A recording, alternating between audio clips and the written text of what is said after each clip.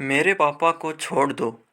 सड़क के किनारे छोटी सी झुग्गी के बाहर छुटकी खेल रही थी। शाम होने को आई थी। वह अपने पापा का इंतजार कर रही थी। छुटकी माँ 2 साल पहले बीमारी में चल बसी। उस समय छुटकी 6 साल की थी। तब से पापा थोड़ा बहुत कमाते थे। उससे ज़्यादा शराब में उड़ा देते थे। सुबह देर से उठते थे, फिर रेहड़ी पर थोड़े से फल लेकर गली गली बेचने निकल जाते थे। आज बहुत देर हो चली थी। छुटकी को खाना भी बनाना था। वह अंदर गई, मिट्टी के तेल से जलने वाले लैंप को साफ किया, उसका शीशा निकाल कर साफ किया, फिर उसमें मिट्टी का तेल डाल कर रखा दिया।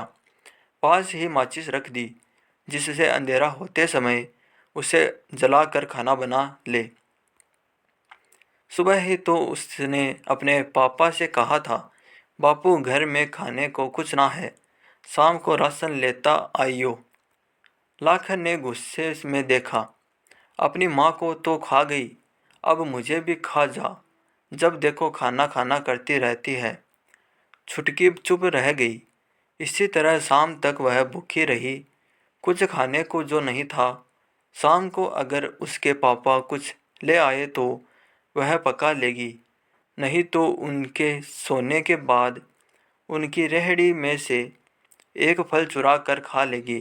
पिछली बार ऐसा करते देख कर लाखन ने उसे बहुत मारा था, लेकिन पेट की भूख के आगे कहाँ कुछ दिखता है। आज पापा को देर हो गई थी, अब तक तो आ जाते थे। कई आशंकाएं छुटकी के मन में उठ रही थी। कहीं पीकर किसी से झगड़ा तो नहीं कर लिया, कहीं पीने बैठे हो घर आने का होश नहीं हो। बहुत देर हो जाने पर छुटकी झुग्गी का पर्दा लगाकर पास वाले बनवारी चाचा के पास गई। उसने बोला, चाचा बाबू अभी तक नहीं आए। बनवारी बोला, अरे बेटी, उसका तो रोज का काम है, कहीं पीकर पड़ा होगा। तो चिंता मत कर, मैं अभी दुकान बंद कर उसे देखने जाता हूँ। तू घर आ जा, ऐसे अंधेरे में अकेले मत घूम। बनवारी का एक छोटा सा पान का खोखा था। वह लाखन का बचपन का दोस्त था। छुटकी अपनी झुग्गी में वापस आ जाती है। अंधेरा होने लगा था।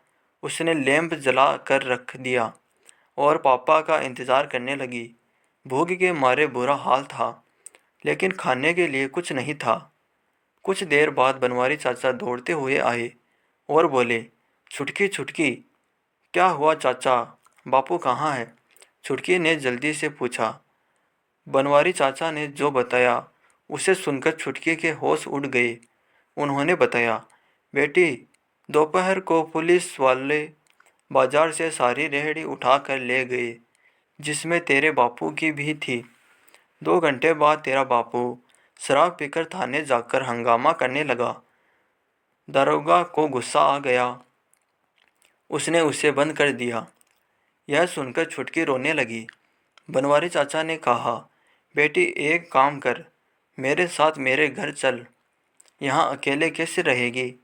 वहीं चाची के पास सो जाना, हो सकता है कल तक तेरे बापू को छोड़ दे।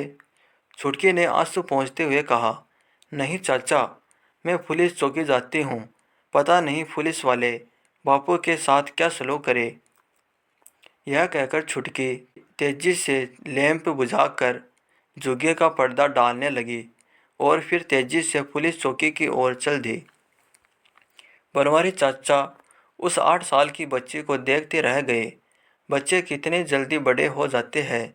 तभी उन्होंने आवाज़ लगाई, रुक छुटकी, मैं भी आ रहा हूँ। लेकिन छुटकी ने कुछ नहीं सुना। वह तेज कदमों से पुलिस चौकी की ओर चल दी। बनवारी चाचा उसके पीछे पीछे तेजी से जा रहे थे। पुलिस चौकी पहुंचकर छुटकी ने देखा, बहुत से पुलिस वाले वर्दी पहने इधर से उधर जा रहे थे।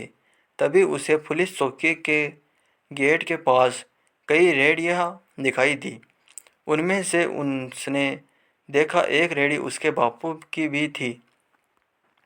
वह तेजी से अंदर की ओर चल दी। चौकी के गेट के पास जाकर उसने देखा सामने कुर्सी पर एक रोबीला थानेदार बैठा कुछ काम कर रहा था। उसे देखकर छुटकी डर गई। वह वहीं खड़ी रही। उसकी हिम्मत अंदर जाने की नहीं हो रही थी। तभी पीछे से बनवारी चाचा आ गए। वो उसके पास ही खड़े हो गए। वहीं से उन्होंने कहा, साहब ये लड़की बहुत गरीब है, इसकी माँ नहीं है, इसके बापू को छोड़ दीजिए। तभी एक हवलदार उनके पास आया और बोला, तू फिर आ गया? अभी थोड़ी देर पहले ही तो तुझे भगाया था। उस शराबी को छोड़ दे जिसने पूरा थाना सर पर उठा लिया था। भाग यहाँ से, नहीं तो तुझे भी अंदर कर दूंगा। बनवारी चाचा ने बेबस नज़रों से छुटकी की ओर देखा और हवलदार के सामने हाथ जोड़कर पीछे हट गए। चौकी के गेट के बाहर खड़े होकर छुटकी का इंतजार करने लगे। थानेदार अपने काम में लगा था, जैसे उसने कुछ सुना ही नहीं। हवलदार वहां से चला गया। छुटकी की आंखें से आंसू बह रहे थे। उसे लाखन कहीं नजर नहीं आ रहा था। वहीं ठिठक कर डर के मारे वहीं खड़ी रही। कुछ देर में थानेदार ने काम करते करते हवलदार से कहा, अरे जा चाय बोल कर आ। तभी उसकी नज़र छुटकी पर गई। वह चिल्लाया, अरे ये लड़की इतनी रात को यहाँ क्या कर रही है? कौन है ये? उसकी तेज आवाज़ सुनकर छुटकी और डर गई। हवलदार ने कहा, साहब वो शराबी जिसे हमने अंदर कर दिया है, उसकी बेटी है। थानेदार ने इशारे से छुटकी को अंदर बुलाया। छुटकी डरते डरते अंदर गई। जा अपने घर वालों को भेज, कल सुबह इसकी जमानत करा कर ले जाएंगे। छुटकी ने डरते हुए बोला, साहब हमारा कोई नहीं है, मेरी माँ मर गई, बस बापू और मैं ही नहर वाली सड़क के किनारे झुग्गी में रहते हैं। थानेदार ने झुंझलाते हुए कहा, अरे कोई तो होगा, किसी बड़े को लेकर आ, रात हो गई है, घर जा। छुटकी बोली, साहब मेरे बापू को छोड़ दो, उनके सिवा मेरा कोई नहीं है, कोई नहीं आएगा उन्हें छुड़ाने। लेकिन थानेदार को यह सब बातें समझ में कहाँ आने वाली थी। उसने अकड़ते हुए कहा, मैं सब जानता हूँ, यह ड्रामेबाजी। खुद घरवाले छुप जाते हैं और छोटे बच्चों को भेज देते हैं। चल भाग, किसी बड़े को बुला कर ला। छुटकी ने थानेदार के पैर पकड़ लिए। साहब हम पर रहम करो, कोई नहीं है हमारा, मैं अकेले झुग्गी में कैसे रहूँगी? मुझे भी बापू के साथ पास रहने दो या उन्हें छोड़ दो। थानेदार ने उसे बाजू से पकड़कर धकेल दिया। मजबूत बाजुओं के जोर से वह दूर जा गिरी। छुटकी वहीं पड़े पड़े रोने लगी। वह थोड़ा सा उठी तो देखा उसकी कोहनी पर खरोंच लग गई, जिससे खून की रेखाएं दिखने लगी थी। वाह इंस्पेक्टर साहब, वाह, छोटी सी बच्ची पर बहुत जोर आजमाइश हो रही है। अनजानी आवाज़ सुनकर थानेदार ने देखा सामने निरुपमा जी, जो कि समाज सेविका है और एक एनजीओ चलाती है, खड़ी होकर ताली बजा रही थी। उन्हें देखकर थानेदार एकदम खड़ा हो गया।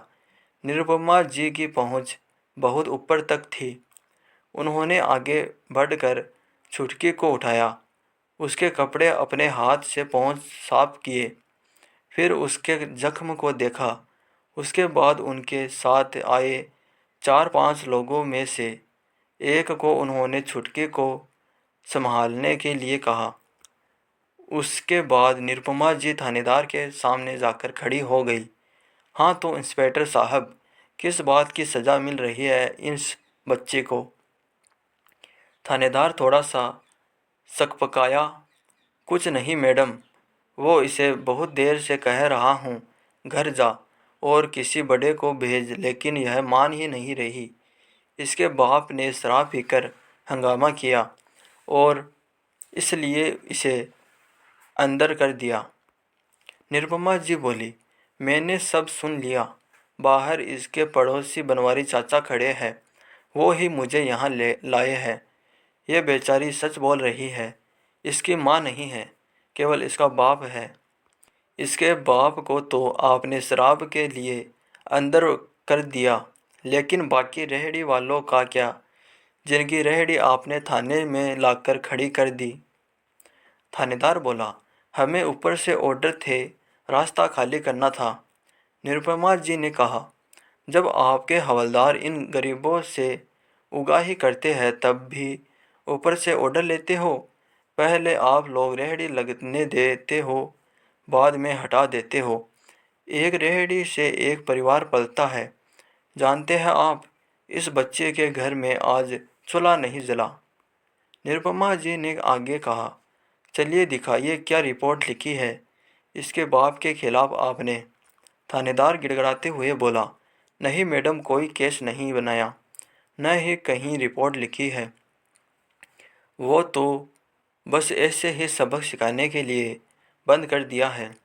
निरुपमा जी बोली, पाटिल जी, SHO साहब को फ़ोन लगा कर कहो यहाँ पहुँचने, मैंने बुलाया है। थानेदार बोला, मैडम उन्हें क्यों परेशान करती है, मैं अभी उसे छोड़ देता हूँ। हवलदार लाखन को ले आ। लाखन को थानेदार के सामने लाया गया। अब तक उसका नशा भी उतर चुका था। निरुपमा जी बोली, शर्म नहीं आती तुझे? देख इस बच्चे की हालत, भूखी प्यासी तुझे छुड़ाने के लिए थानेदार के पैर में पड़ी थी। लाखन बोला, मैडम एक ही तो हमारी रोजी रोटी थी, उसे भी ये उठा लाए। आपको पता है, सारे फल भी इन्होंने फेंक दिए। निरुपमा जी बोली, शराब पीने के लिए तेरे पास पैसे हैं, इस भूखी बच्ची के लिए नहीं। लाखन बोला, मैडम मुझे माफ़ कर दीजिए, आगे से ऐसा नहीं होगा। निरुपमा जी, हाँ तो इंस्पेक्टर साहब, इनका जो नुकसान हुआ है उसकी भरपाई कौन करेगा? थानेदार कोई जवाब न दे सका। निरुपमा जी ने कहा, सबका जब्त किया सामान वापस करो, लेकिन मैं आपको छोड़ूंगी नहीं, आगे आपको इसका जवाब देना होगा। यह कहकर वह छुटकी को लेकर थाने से बाहर आ गई। उन्होंने बाहर बेंच पर छुटकी को बिठा दिया, फिर अपने एक कार्यकर्ता को कुछ समझाया। निरुपमा जी छुटकी के बराबर बैठ गई। बेटा स्कूल जाते हो? छुटकी ने न में सर हिलाया। निरुपमा जी ने कहा, सुन लाखन, कल से छुटकी पढ़ने जाएगी, इसका सारा खर्चा हमारी संस्था उठाएगी। तुझे राशन दे रही हूँ और कुछ पैसे भी। कल से ढंग से फल लाकर बेचना। मेरे कार्यकर्ता और मैं समय समय पर आते रहेंगे। तूने शराब पी तो तुझे अंदर करा दूंगी। तभी उनका कार्यकर्ता राशन और छुटकी के लिए खाना लाया। निरुपमा जी ने छुटकी को खाना खिलाया। उसके बाद लाखन और छुटकी राशन रेहड़ी पर रखकर अपनी झुग्गी की ओर चल दिए। बनवारी चाचा जो बाहर खड़े यह सब देख रहे थे, वो भी साथ में चल दिए। छुटकी फूट फूट कर रोने लगी। उसका डर अब उसकी आंखों से बह रहा था। बनवारी चाचा बोले, इसे ढंग से पाल ले लाखन, बहुत हिम्मत वाली है तेरी बच्ची। अकेले थानेदार से भिड़ गई, मेरी तो सिट्टी बेटी गुम हो गई थी। लाखन ने छुटकी के आंसू पोंछे और उसे गले लगा लिया। अगले दिन से लाखन ढंग से काम करने लगा। इधर निरुपमा जी की मदद से छुटकी स्कूल जाने लगी। तो दोस्तों, आपको कहानी कैसी लगी हमें कमेंट कर जरूर बताइए और प्लीज़ वीडियो को लाइक कीजिए और चैनल को सब्सक्राइब कीजिए। Thank you.